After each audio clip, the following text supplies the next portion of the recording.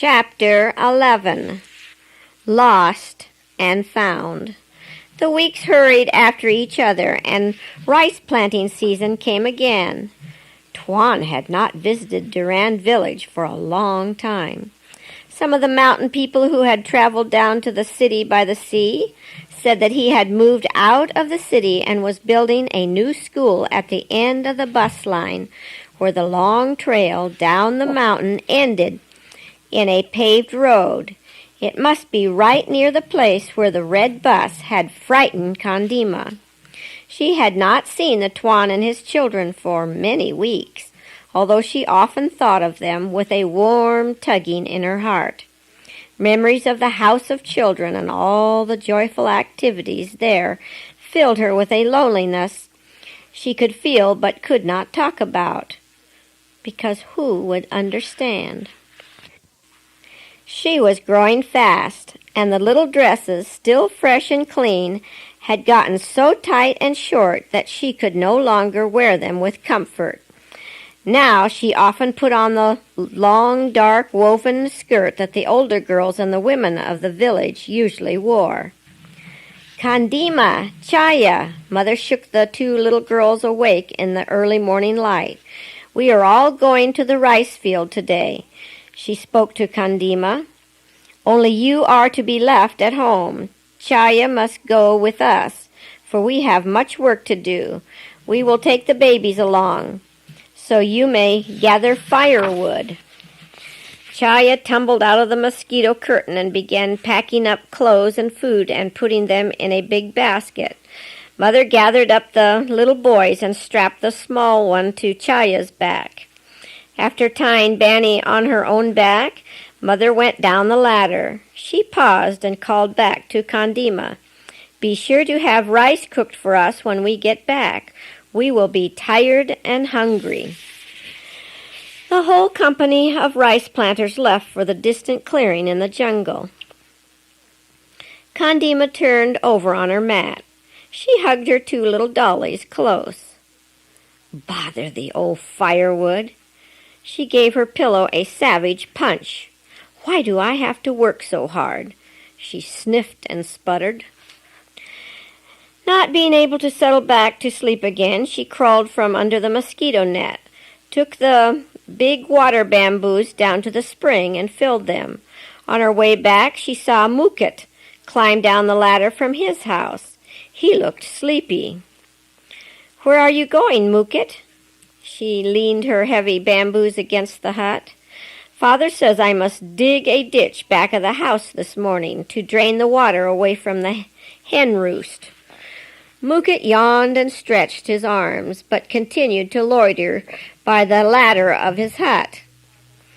"I am leaving," Kandima told him. "I am tired of being worked to death. What with carrying water, carrying wood, and tending babies and cooking, I have decided not to stay here any more." Mukit's round eyes looked as if they might pop right out of his head. "Where will you go, Kandima?"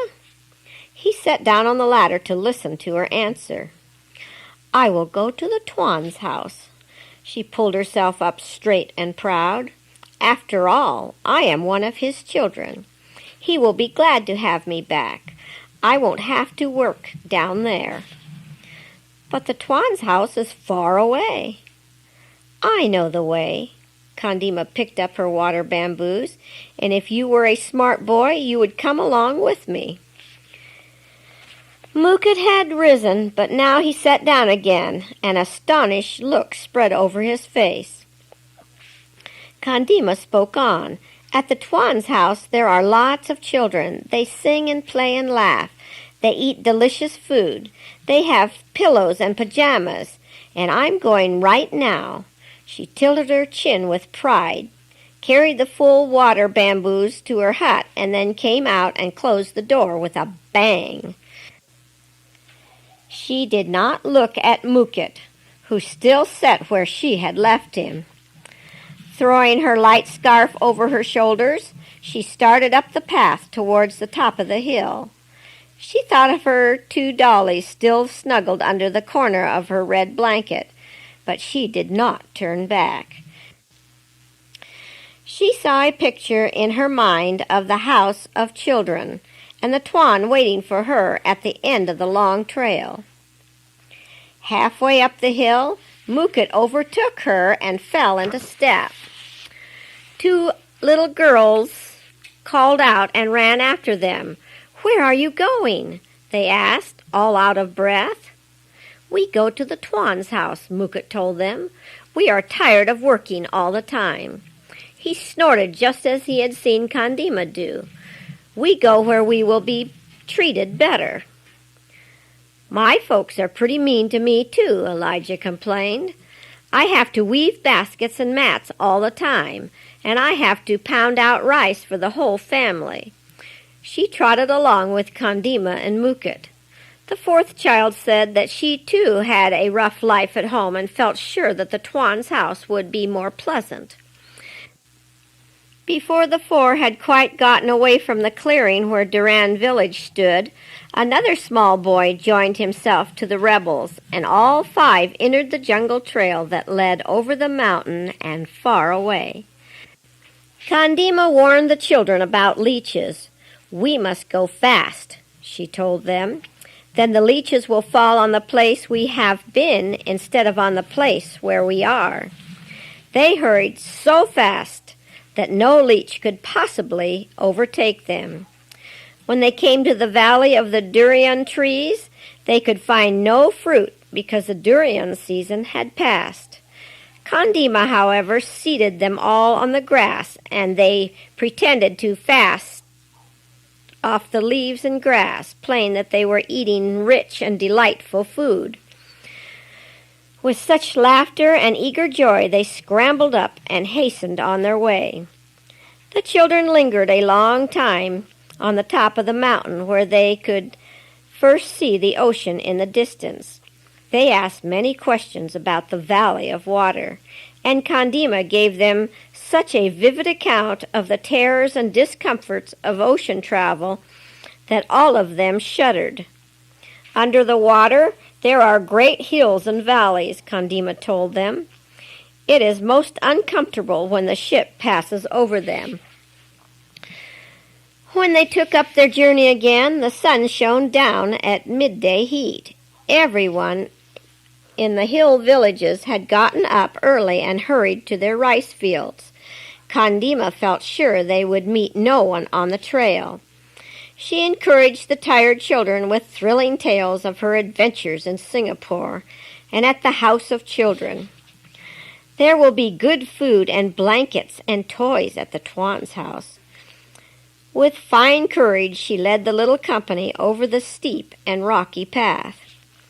Early in the afternoon, they came to the big rock where the Thorn had taken her on his knee on her first trip down the mountain.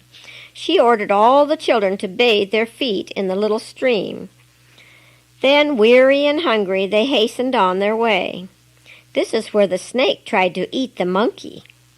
Kandima did not need to hurry the drooping children. Thoughts of the great snake that might be hiding in the swamp swept them by the place on winged feet. The sun hung low in the western sky when Kandima led her friends out of the rubber grove onto the paved highway. She strained her eyes and looked around. She saw the new buildings across the wide Thorn River. "Oh, look, look!" Her cry gladdened the children. She pointed across a long, low bridge. "See the new houses? That is where the Thorn is making his school. Come, we are almost there." As the children entered the gate close to the nearest building, a tall boy called out, "Who are you?" He shuffled out to meet them. "Who are you, and what do you want?" Kandima didn't like the look in his eye. "Who are you?" "I am called Majita. I want to know what business you have here on the school property." "We are some of the Thorn's children." She faced him squarely. "We have come to live in his house, and we are hungry. We want to see the Thorn and his children." Majita threw back his head and laughed until he had to lean against the building. "So you are some of the Thorn's children. Ho, ho, ho." He held his sides with merriment. "I know the Thorn has a lot of children, but I never saw any of them as dirty as you are." He laughed with so much scorn in his voice that Kandima boldly touched his arm. "I know we are muddy and tired, and we don't look good to you, but the Thorn will be glad to see us, for he loves us and wants us to come to his house." She backed off, and anger rose up in her. "I should like to know who you are about this place. What do you do for the Thorn?" At this remark, Majita sobered down enough to consider the children before him with more kindness. "I am here to watch this house. I sleep here at night, and I help the Thorn with building houses." He spoke with a dignity that matched Kandima's. "When the school is ready, I will attend." He hesitated a little, ashamed of giving an account of himself to this small girl from the mountains. "The Thorn is not here," he added. "He went into the city this afternoon and took the family with him. They have not yet returned." Over the little group fell a shadow that had nothing to do with the approaching night. Mukut whispered to Elijah, and all 5 of the children squatted down beside the new buildings to rest their tired legs. Then they heard the sound of a motor car. 2 bright headlights turned in the gate, and the car came to a stop in front of them. All the children sprang to their feet. "Thorn!" Majita called as he advanced to the side of the car. "Here are 5 children come from the mountains just now. They say that they belong to you, and they have come to live in your house." He waggled a finger at the forlorn group. Kandima saw the Thorn lean from the car window and look at them standing there in a row. He said not a word, but leaned on the steering wheel and laughed until the surrounding forest rang with echoes. Kandima felt better. If the Thorn could laugh like that, he must not be too displeased at their coming. She took a step towards the car, and the children followed her. "What shall we do with them, Thorn?" Majita could not hide the disgust in his voice. The Thorn went off into another fit of uncontrolled laughter, and the children advanced another step. "Look, Majita," Thorn finally caught his breath. "Of course they have run away, and they will have to be sent home. But we must feed them and make them happy until their parents come. Poor little things, they must be tired and hungry too." Thorn looked sober enough now. "Come over to my house, Majita. I will give you plenty of rice and fish and vegetables. You must cook them a good meal. I will take them to the river and get them cleaned up. Then we will find blankets and mosquito curtains for them." No merrier party ever swam in the old Thorn River. Thorn played with them for an hour.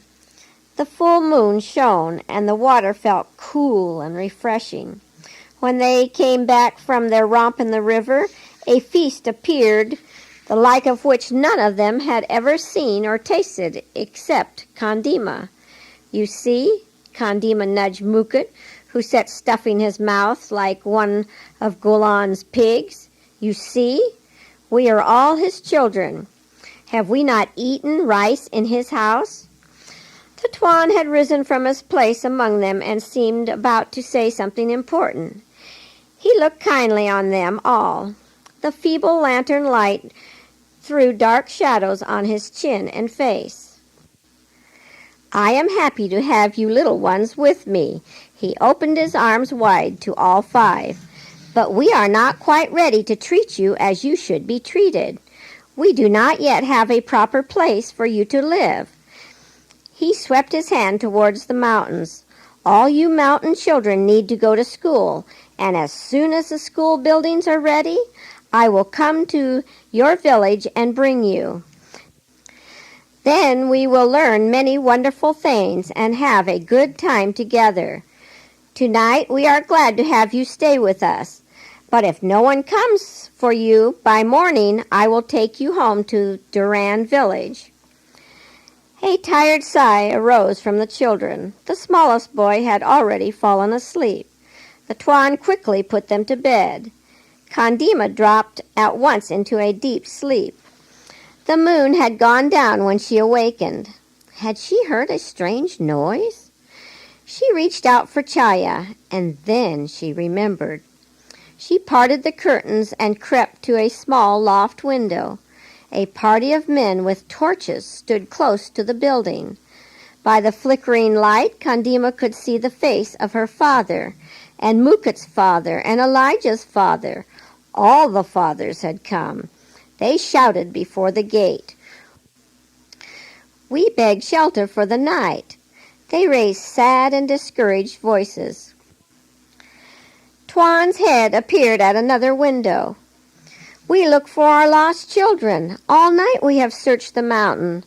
Oh, Tuan, help us find them. Have pity on us." Kandima's heart flopped in a quick somersault. Her father had grieved terribly over her running away. And what about Mother? She had come home from a hard day in the rice field and found no supper. "Oh, poor Mother," she cried out. "Your children are here." Tuan's voice rang through the darkness. "They are all safe and well cared for."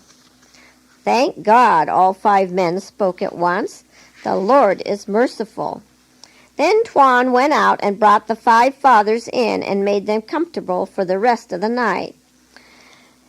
Late the next morning, a party of 10 persons set off for Duran village, laden with good things and fully instructed about the new school. The boys and girls trotted along with light hearts. The rugged journey seemed short and easy, for they had learned one thing for sure. They were all the Tuan's children now.